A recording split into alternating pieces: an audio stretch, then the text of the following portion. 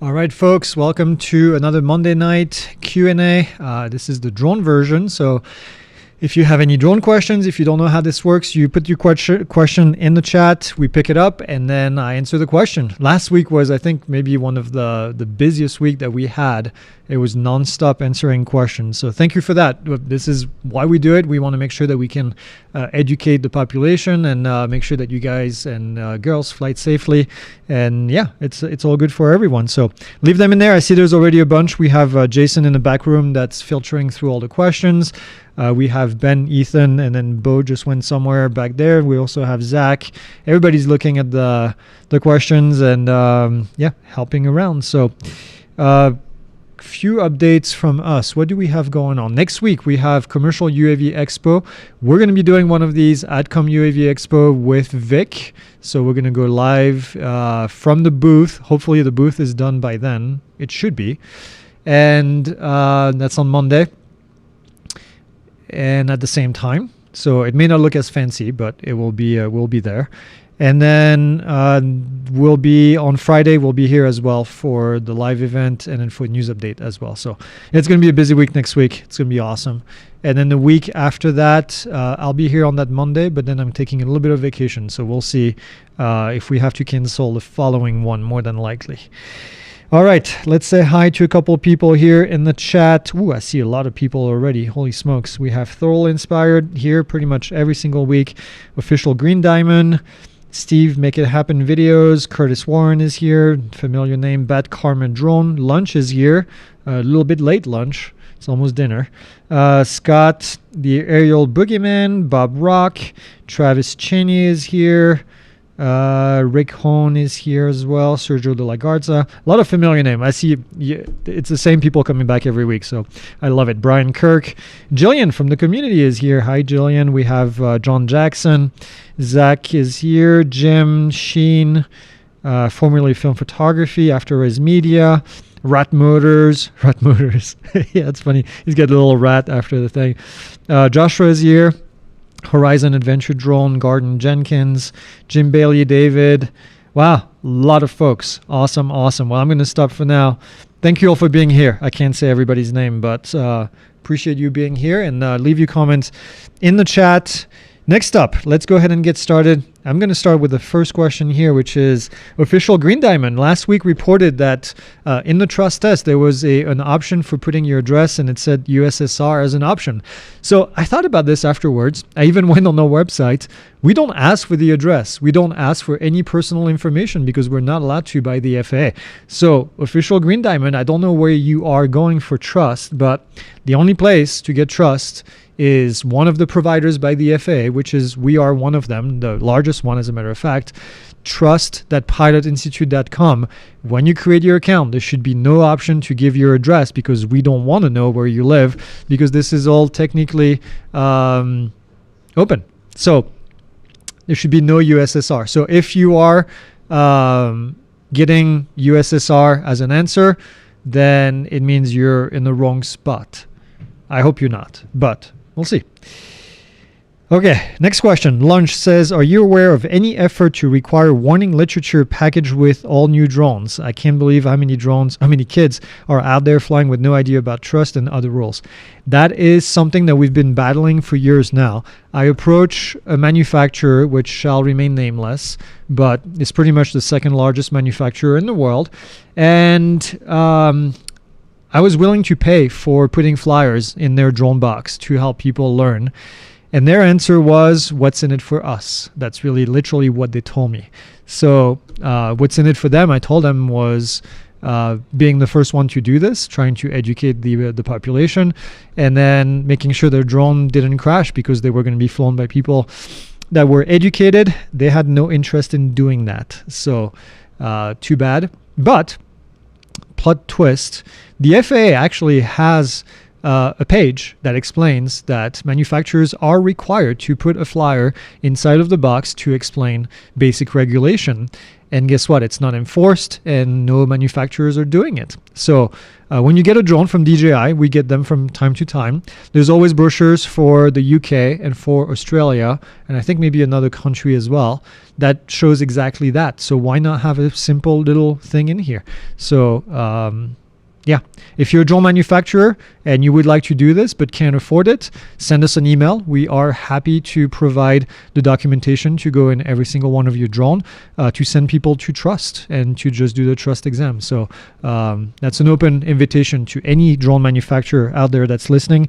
We will sponsor it and we'll put it in every box. Next question, Travis says, and I apologize, my nose is a little stuffy. For some reason, I've been sneezing all day. How many unauthorized drones fly over, or are we going to hear about during the college football or NFL season? That's a prediction I don't want to make, but every year, last year there was 3 or 4 at least that we reported on news updates. So please, none if possible, so it doesn't give the rest of us a bad rap. But I'm guessing we'll have. I'm going to make a bet. Let's say 5 over the entire season at a bare minimum. So make it happen, people. No, just kidding. Don't. Rick says, can a city pass an ordinance restricting the time that you can fly? The times that you can fly? No. Where I live, they say that you cannot fly after civil twilight unless the property you are flying over has lights mounted at least. What? That's BS. I'm sorry, Rick. That's total BS. No, they can't. They can't do that. They can't restrict the airspace. So no, that would be a restriction against the FAA's sole responsibility for the airspace. So the answer is no. They can restrict where you take off and land from, but that's it. Are we having issues over there? Okay. Brian Kirk says, how is everyone doing? I have a question. A friend asked me what drone to buy to see animals in the field. Sounded like to me he probably would need a Part 107 if that's true. Not necessarily. So you can watch, you can use a drone to go recreationally see animals, I guess. That's not really a restriction. So still is. Now, if you're taking pictures to sell them or to do something commercial with them, then yeah, it would be, but otherwise no.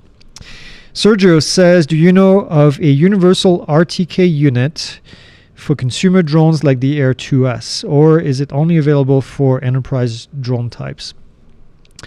No, there's no. First off, no, the Air 2S doesn't have an SDK plug, so you wouldn't be able to put that. You need to plug that RTK unit into something, and the Air 2S doesn't have that. Gordon says, would you kindly tell us the 4 current CBO choices and tell us your favorite? So there are 4 of them right now. There is Flight Test Community Association, the FPV Freedom Coalition. There is, what's the small one that does education? STEM plus C, thank you. And then, see, Ethan already knew when the question was asked that it's names, so I was going to miss one, so he went and looked it up already. And then the last one is the AMA, the Aeronautics Model Association or something like that. So that's the 4. As far as my favorite, it depends on what you're doing, but I would recommend Flight Test Community Association and all the top 3 that I mentioned all have different following, if you want. Flight Test Community Association is going to be for fixed-wing aircraft typically. The FPV Freedom Coalition is for anyone that flies quadcopter, although they also say FPV in it. And then STEM Plus is going to be for schools. So I would recommend these 3. Now, you might be wondering why I'm not recommending the AMA.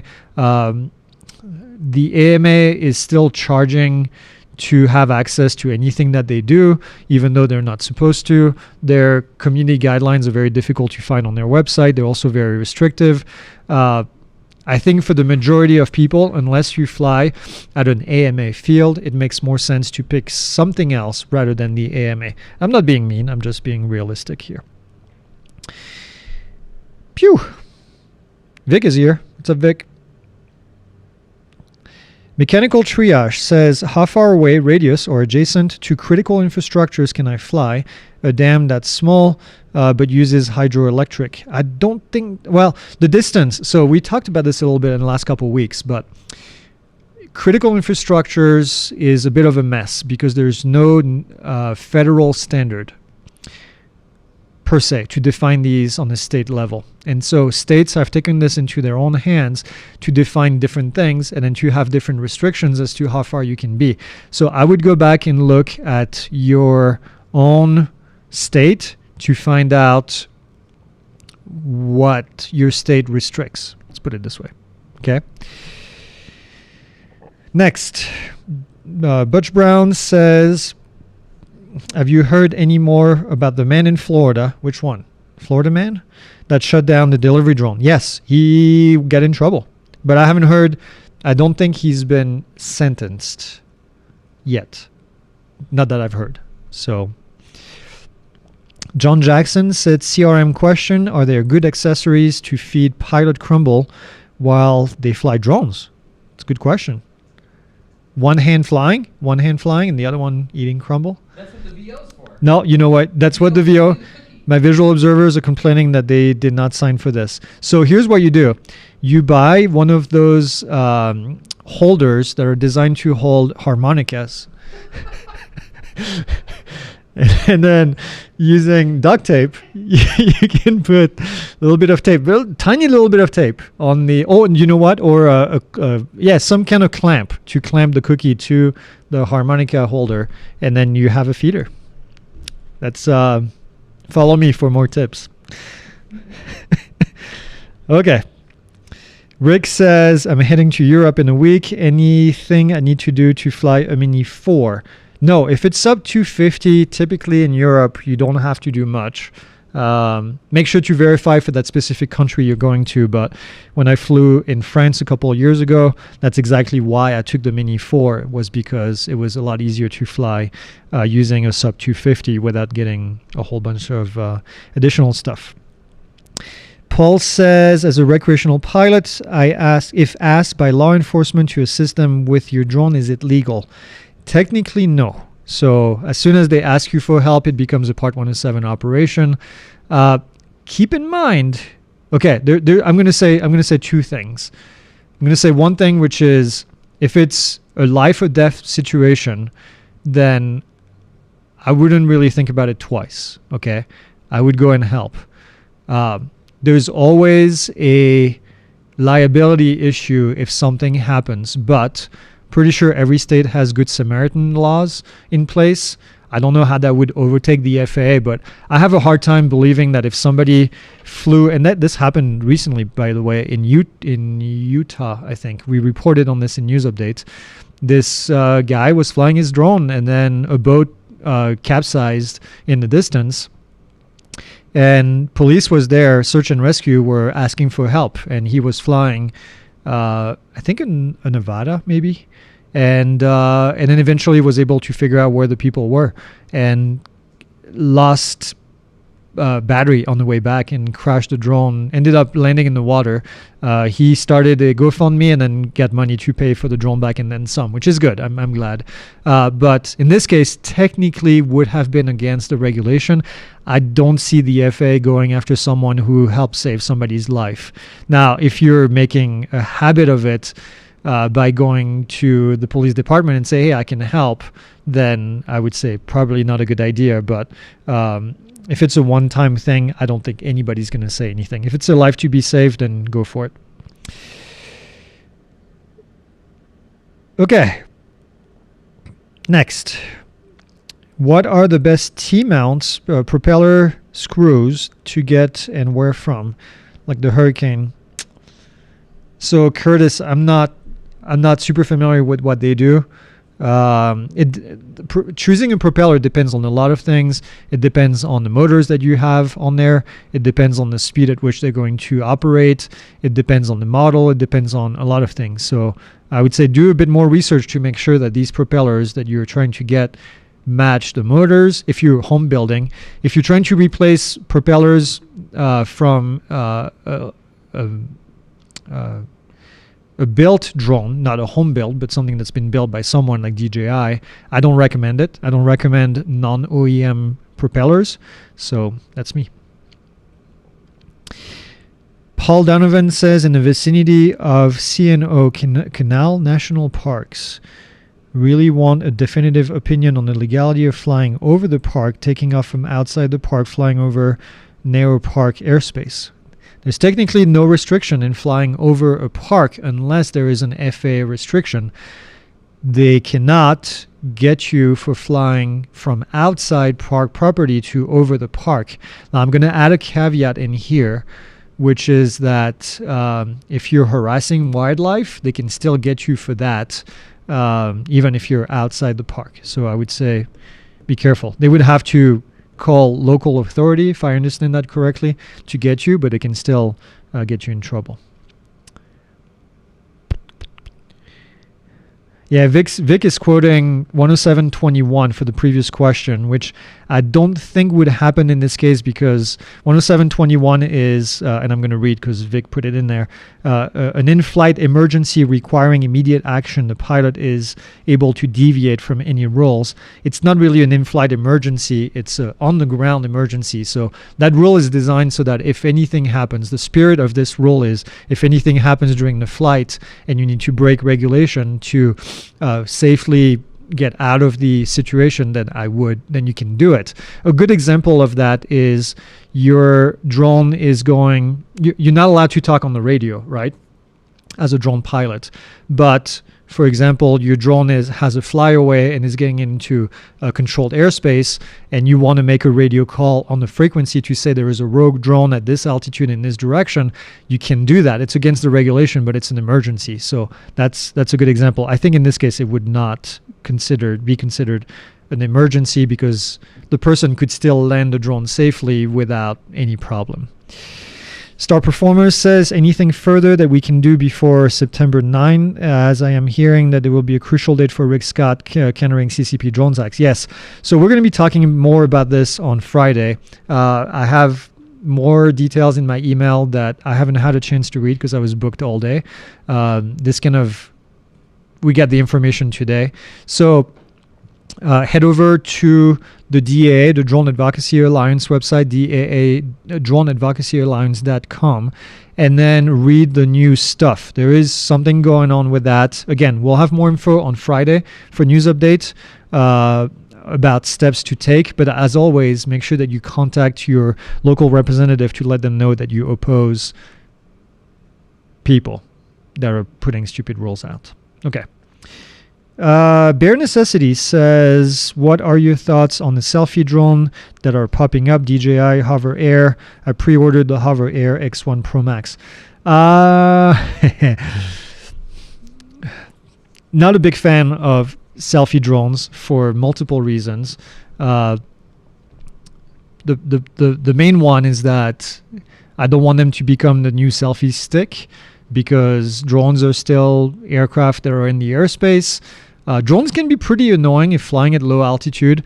Last thing I want to see is a bunch of drones just flying around a couple of feet above somebody's head, including my head or my family's head, when they're gesture controlled or voice controlled.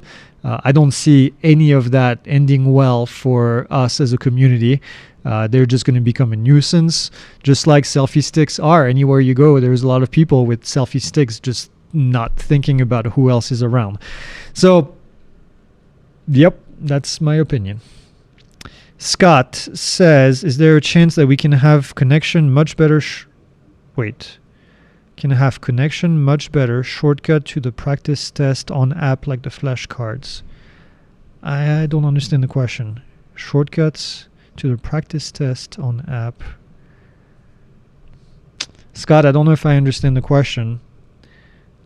Is he asking for a practice test app? I mean, we have practice tests at the end of the exam, of the course. That's where you should be doing it. Flashcards are designed to be kind of randomized in the app so that you can learn the knowledge, but there's no final exam in there. Maybe you can reword the question. Next, Horizon says, can you give me some advice to get a BV loss waiver for my Matrice 30T for animal rescue up in Minnesota countryside? It doesn't take much to lose VLOS with tall trees around me. Yeah, we made a video on a BV loss waiver, and then Vic, hopefully as he hears this, will put a link into his article that he put on the drone shit. I have DA in my head. The DSPA website. Sorry, Vic. The DSPA website. Vic is also with the DAA, so he put a great link in there with a lot of details. So that, in conjunction with our video, is a great way to get help. Ben says, "Hey Greg, what is the guidance for loading or attaching anything to your drone? For example, a banner."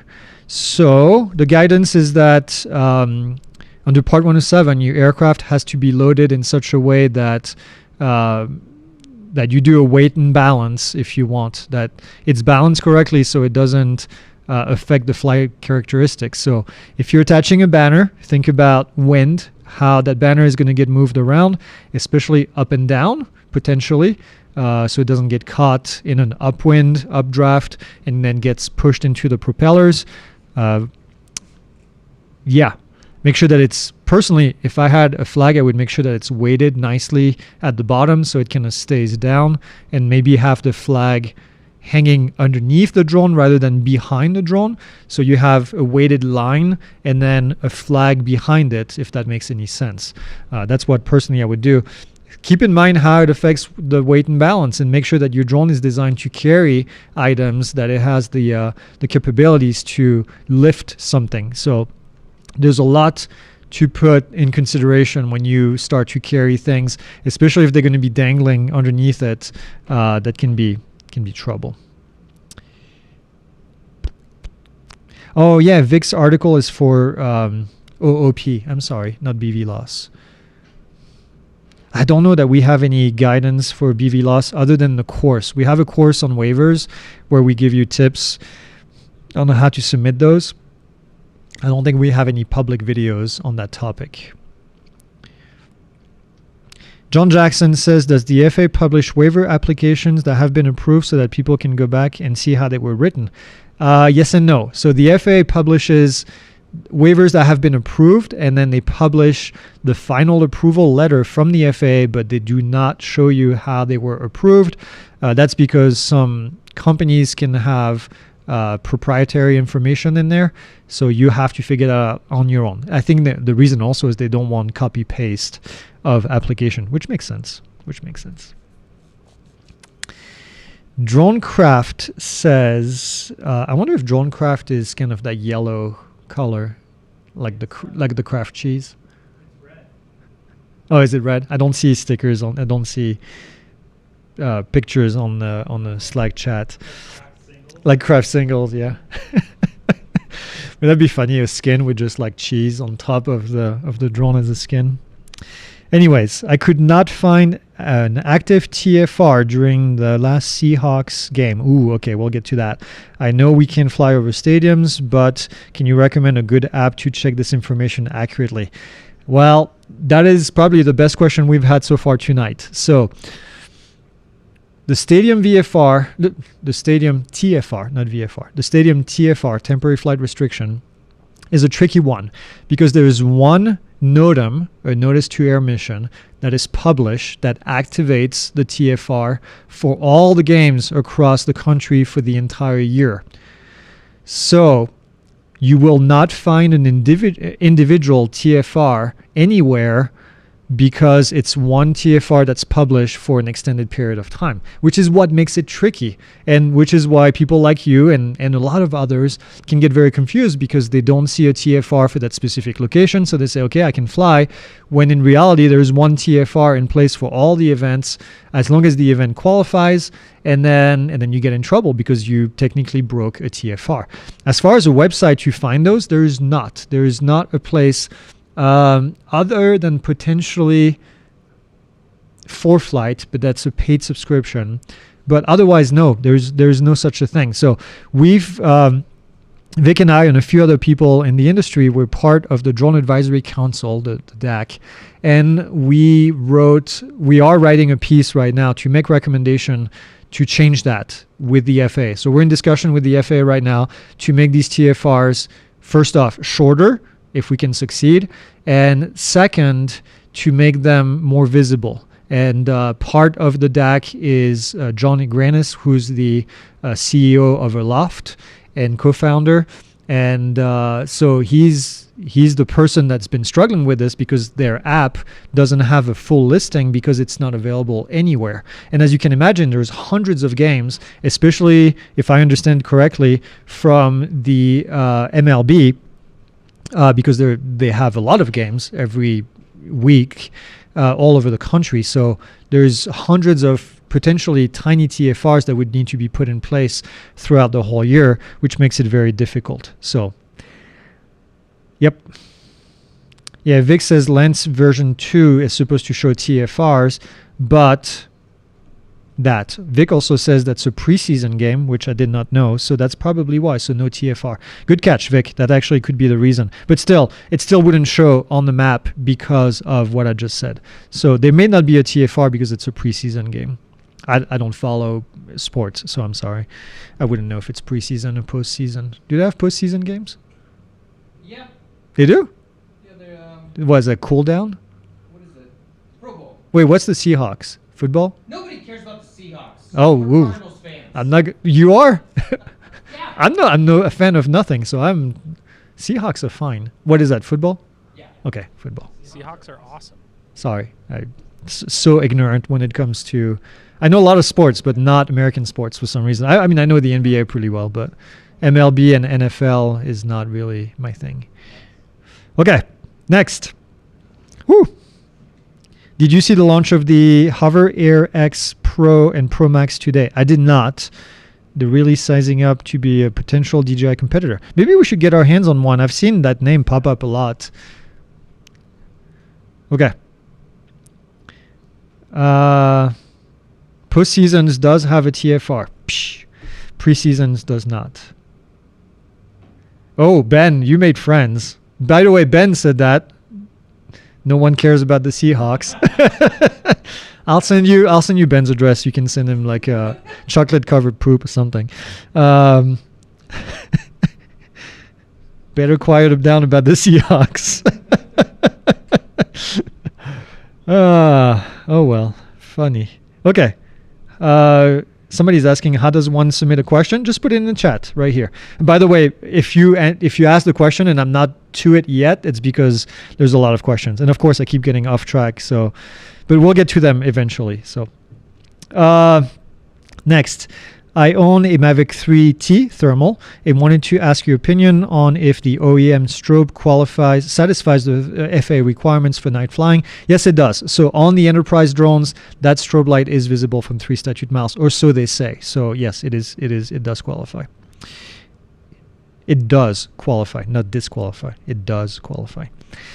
Do you need to have a Part 107 for the new DJI Neo? There is no lower limit for weight for Part 107 operations. So if you're operating the drone for an activity that requires Part 107 operation, then you will need to have a Part 107 certificate and have remote ID and have a registration for it. Brian says, if I was to go beyond visual line of sight, how would anyone know other than me? Not planning on doing it, but have been seeing a number of videos lately that there's no possible way that they can see the drone. Yep. Well, it's always the same thing, you know. Can you drive 100 miles an hour in the middle of the desert at night when there's nobody around? Yeah, you can. But if you get into an accident and somebody investigates and they find out that you did, then you get in trouble. Visual line of sight is very much the same. So, you know, nobody is going to find out that you flew beyond visual line of sight unless you post it online and your name is, it starts with a Philly. But if you fly beyond visual line of sight, nobody will probably ever find out. If you do it, yeah. without posting, nobody will probably ever find out. But if you get into an accident and the FAA investigates, find your flight logs, and then now you're in trouble. So it's always the same thing, you know. Yeah, I don't know what else to say about that. Robert says, what is the best stats on a PC for video photography editing, maybe a gaming PC? Yeah, a gaming PC will definitely help. I mean, something with, I'm not a PC guy. It's been 2 decades since I built a PC. I've been a Mac guy for pretty much that amount of time. So, but obviously you need video. You know, you need a good CPU, a good GPU. A gaming platform would definitely help as far as specs. So yeah. And RAM.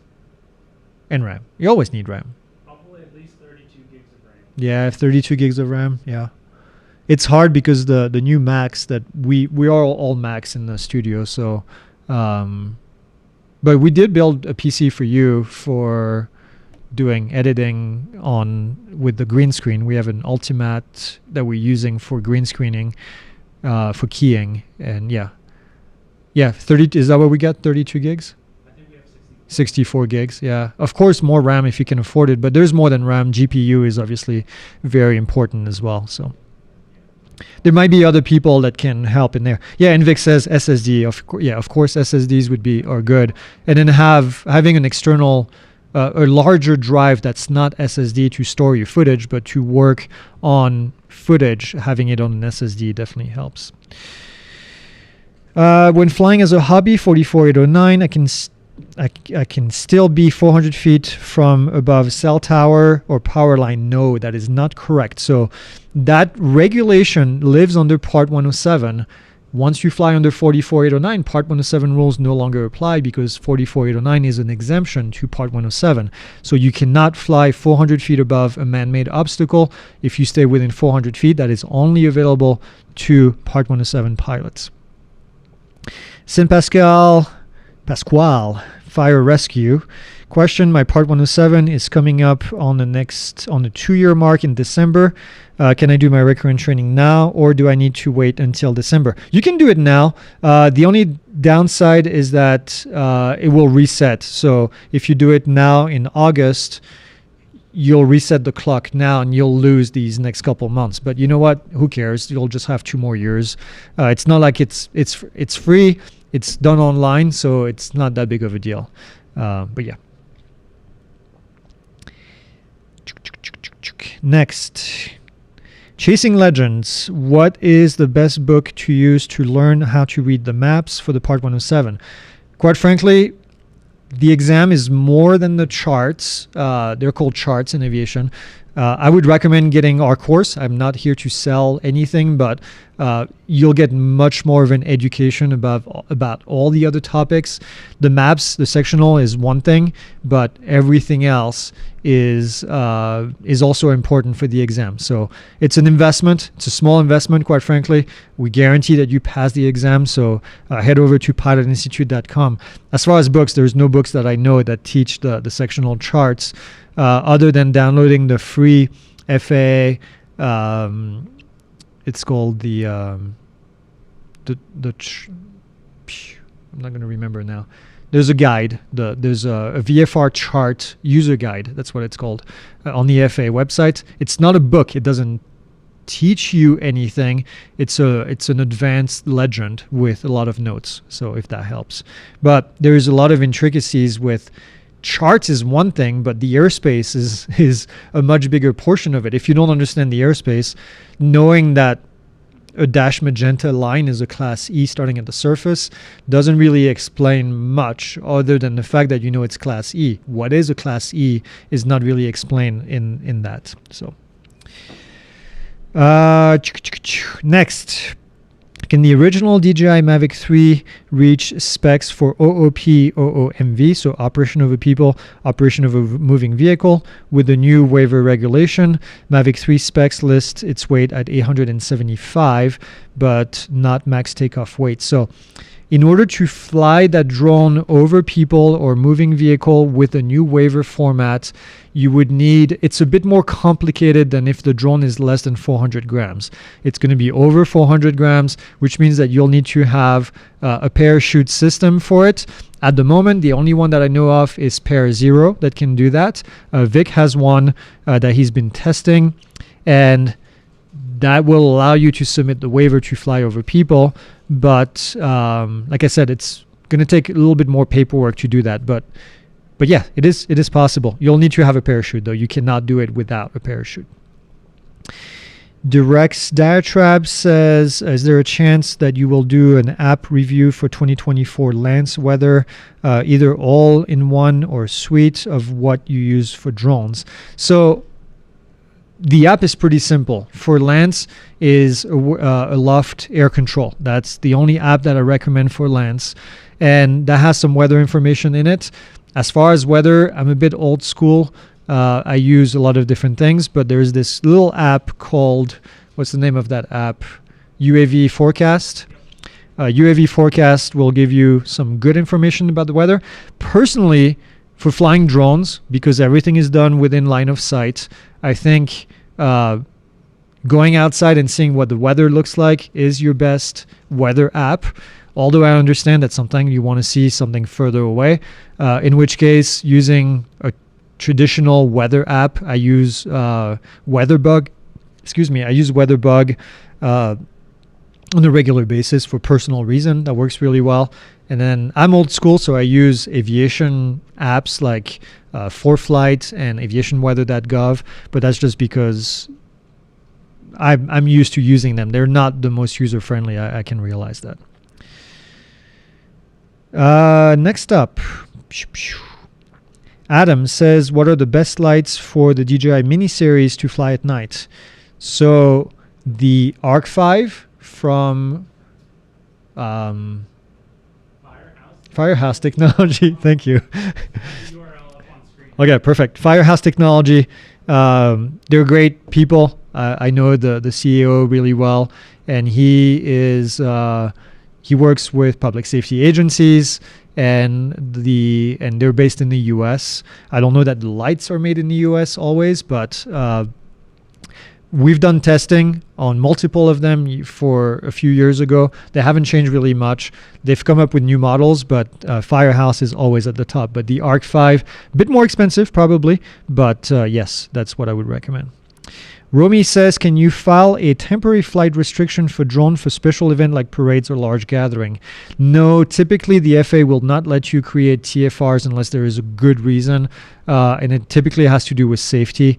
A parade or large gathering usually does not qualify for that. So very difficult to get TFRs in place. You can't issue a DRODM, right? Well, you can submit a NOTAM, but that doesn't prevent people from flying. And it's usually for drone activity, not for having an event per se.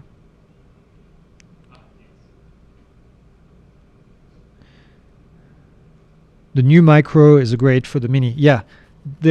Firehouse has a lot of different lights, by the way, so make sure that you look at all of them in different price range. But they're all pretty lightweight. Okay, maybe a stupid question. I put a strobe visible from 3 statute miles on top of the drone. We can't see it from the ground. Is that compliant? Yes. Remember, the strobe light is designed for your drone to be visible by other aircraft, not necessarily by people on the ground. It's designed to make the aircraft more visible to helicopters and airplanes that are flying in the area. Encon says, how would you recommend a new pilot transverse the Utah criminal trespass law, which includes drones over private property? I believe it is blah, blah, blah. FAA says it is fine, but I can't afford issues. Well, I would like to see the full text on that. And I've talked about this before.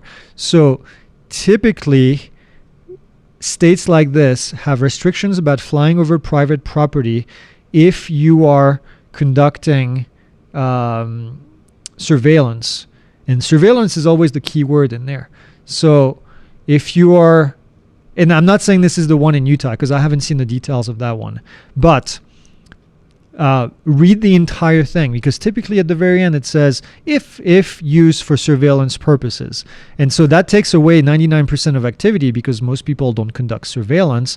They basically just fly their drone over someone's property, which would make it legal. So yeah, that's it. And like Vic said, there is no such thing as a stupid question. So yes, if you have a question, ask it. Even if it's the most basic of question, we like to answer those because there's probably going to be somebody else in the audience that needs to know the answer. One says, question, I have a drone registered as recreational. Now I passed the initial exam and don't have remote ID on the drone. Cancel the registration as recreational, register the drone as part 107, and register the module, the RID module, right or no? Okay, so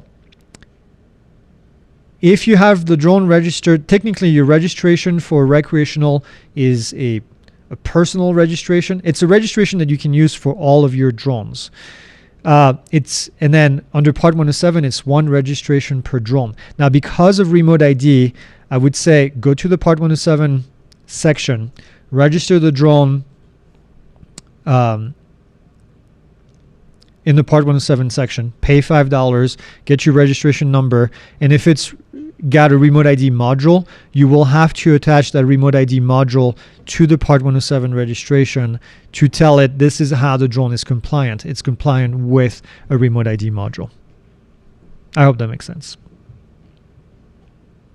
Next. Pew pew. I've seen software like aerial armor. Is there a federal system that is constantly monitoring the US airspace from the surface to 400? No. So these systems, we have a video on our YouTube channel that we've made years and years ago with aerial armor, which has been renamed since D-Drone. They were using technology from DJI to detect drones. Now, this technology is only available locally within a certain radius. So 10, 20, 30 miles from where the station is located.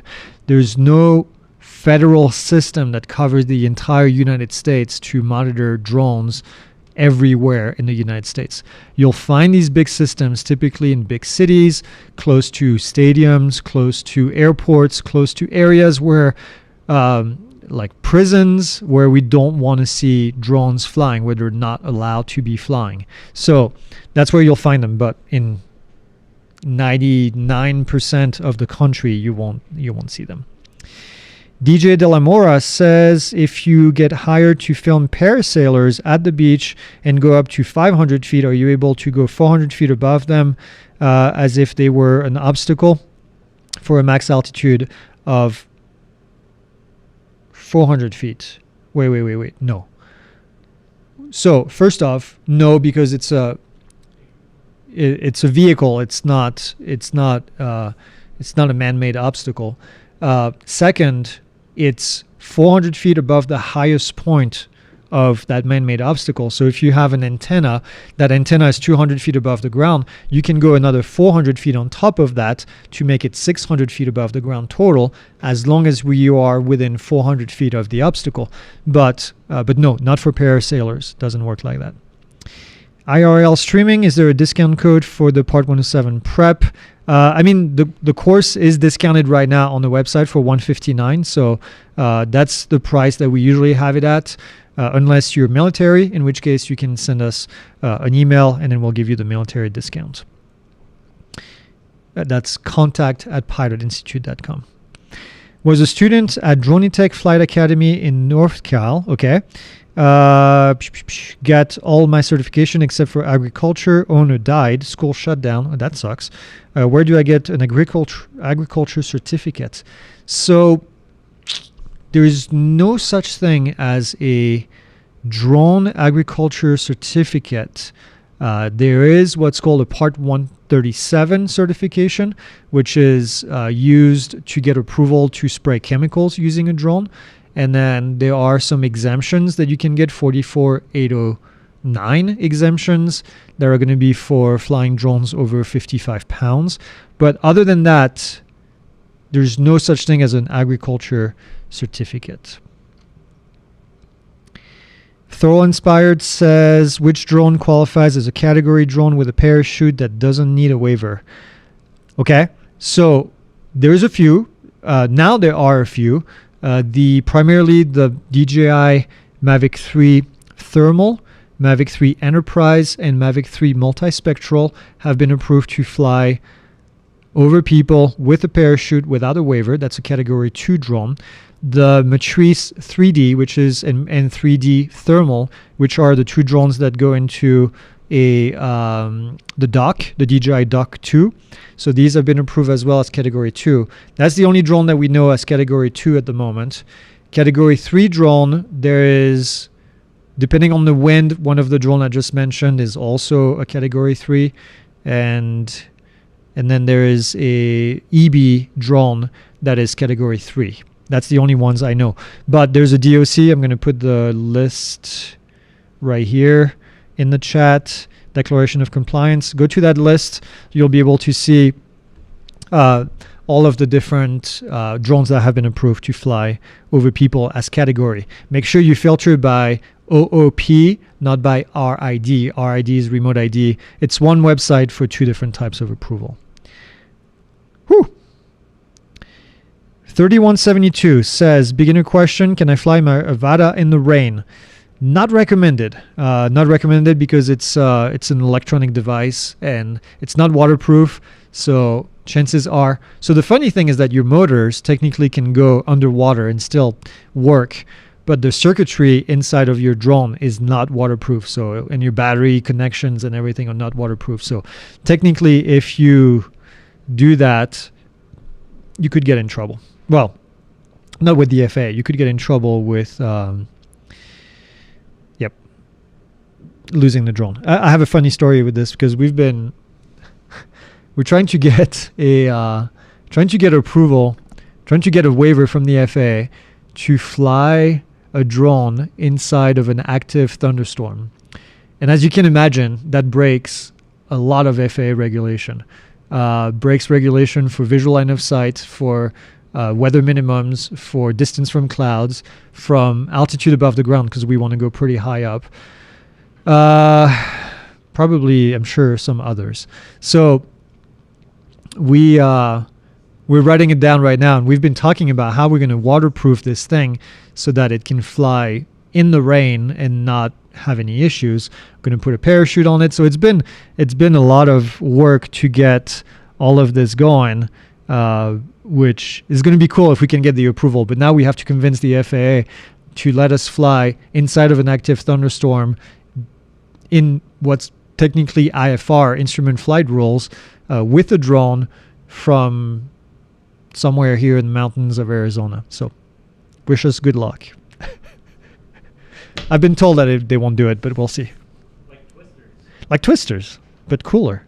They fly a drone in the movie. Yeah. Whew.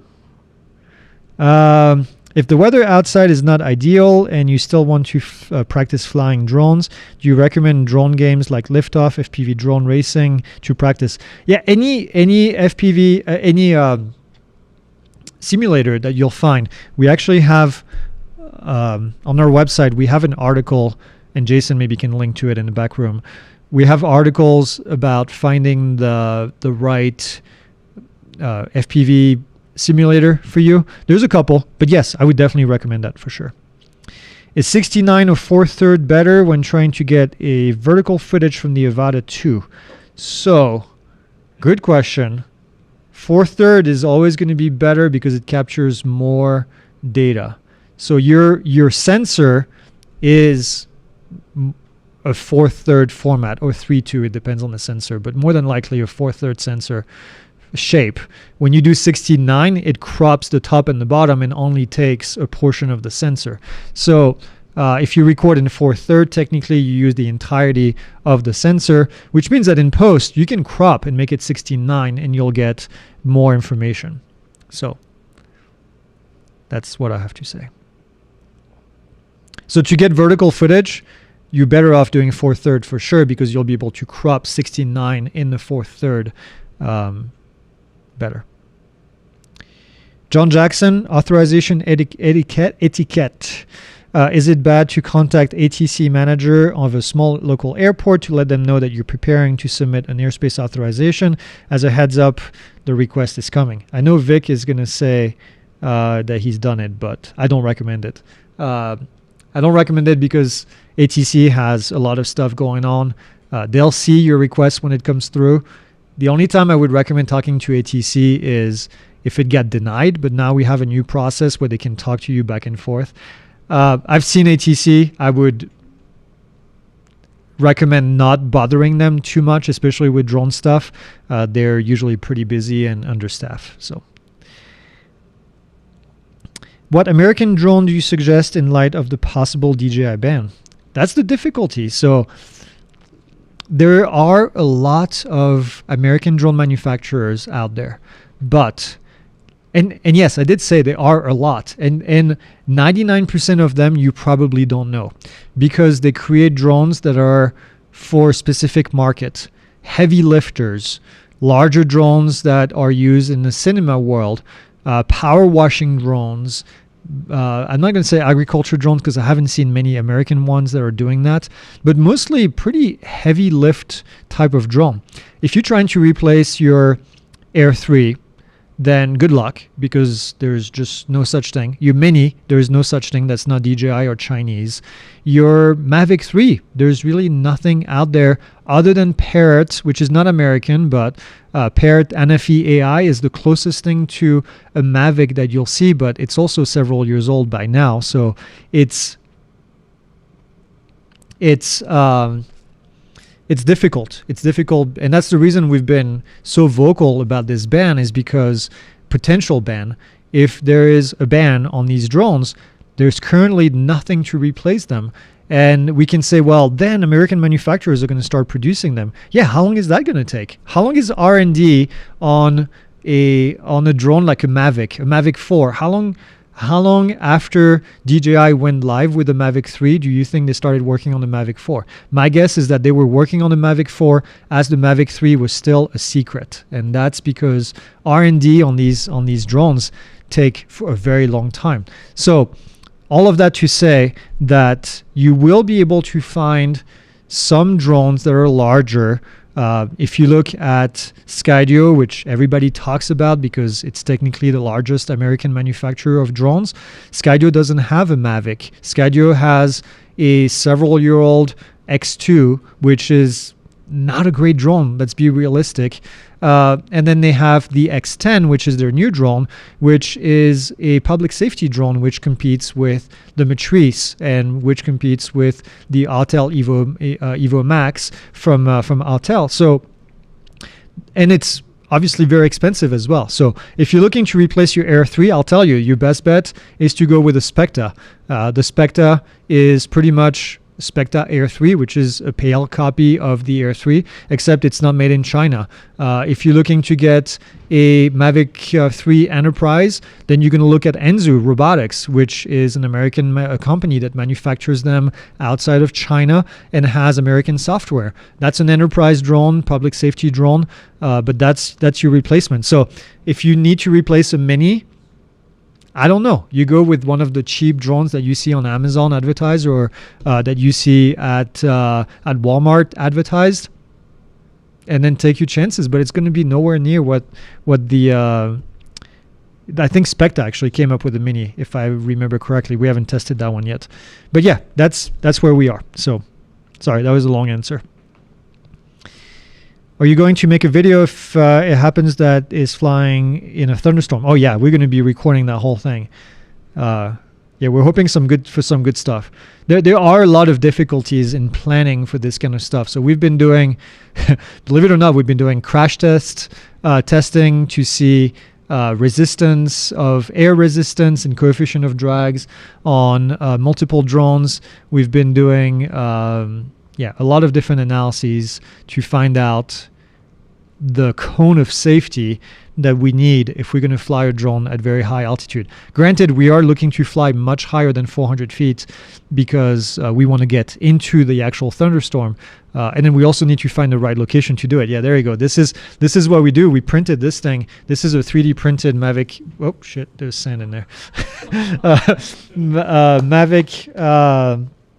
Mavic 3, and we load it up with sand so it's the right amount of weight, and then we drop it from a high altitude. This is number 3, and then we see. Well, we calculate a bunch of things. I don't want to tell you our whole process, but there's a lot of science involved, which has been a lot of fun. So if we can make it happen, we'll definitely be documenting the whole thing. So that's cool. 365 potato chips, 1 chip a day, keeps the doctor away. If I have FPV drone, do I need to register FAA or Part 107? Yes. If it's over 250 grams and it's flown, okay, so let's do this. If it's an FPV drone and it's less than 250 grams and you fly it for fun, you do not need to register with the FAA. You also don't need Part 107. If it's a recreational flight and the drone is over 250 grams, you need to have a registration and you also need to have a remote ID. If it's Part 107, you need a Part 107 certificate and you need to register the drone regardless of the weight. I hope that makes sense. Pew! Yeah, the monsoon is another thing. Yeah, you need to find a thunderstorm. So we have a thunderstorm. We have a thunderstorm season, which is kind of going on right now. We have them sometimes in the winter as well. We want to use the same thing to go into a snowstorm. Which we have a waiver for that. So we can fly into a snowstorm, but not into a thunderstorm at the height that we want.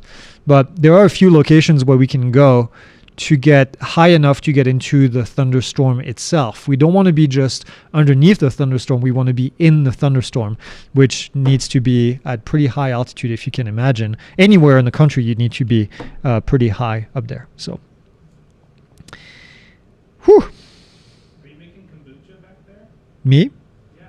Where? A lava lamp. Oh, the lava lamp. Looks like a face hugger from Alien. Well, I can't see myself live, but yeah. Lava lamp right here. That's our lava lamp from the community because of Jillian from the community. So, whew. Are we done? Are we done with question? 3 minutes to go. Look at that.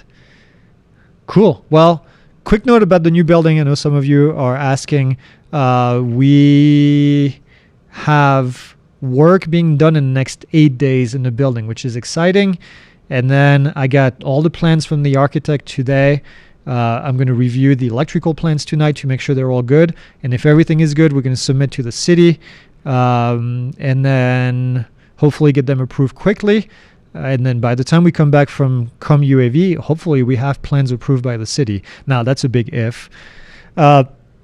And then started working on a cool project. We're building a cool desk array that's going to go inside of the new building. Started building that, and that's fun. And then I should be getting the plans tonight from the interior designer of what the building is going to look on the inside. So I'm excited to see that. And yeah, the project is moving forward. We're getting closer to October, but we didn't say when in October it would be moving. So October 31st is still October, I guess. But hopefully end of October, early November, we should be out of this place, moving into the new building. It's exciting. We've been buying more and more things to put in there. We got TVs and some equipment. We got all of our network that's been purchased. We've been testing it here in-house. Ice cream machine has been purchased. It's on hold until 2027. Salsa water on tap is also on hold until 2028. The manufacturer is booked. We're going to have to see how commercial UAV goes. Yeah, that's right. If a lot of people show up and buy the course, maybe we can buy a salsa machine. Salsa machine would be pretty rad. You go in there with your little container, chip dispenser on the side.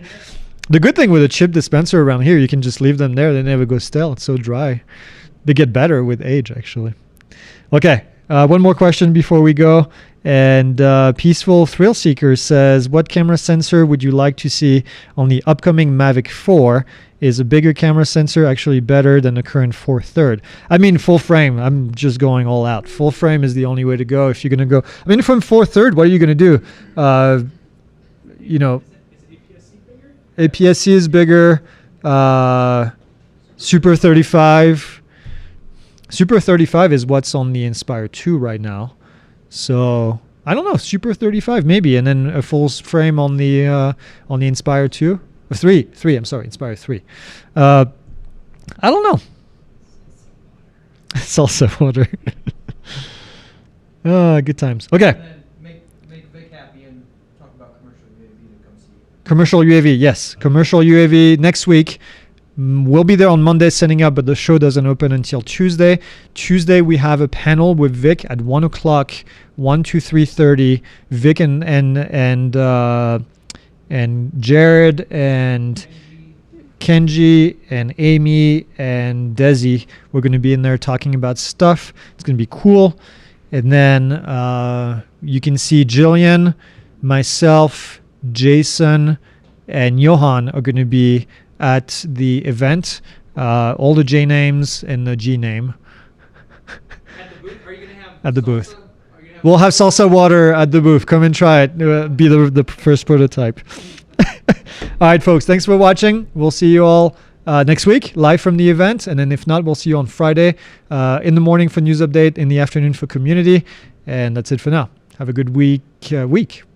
Peace.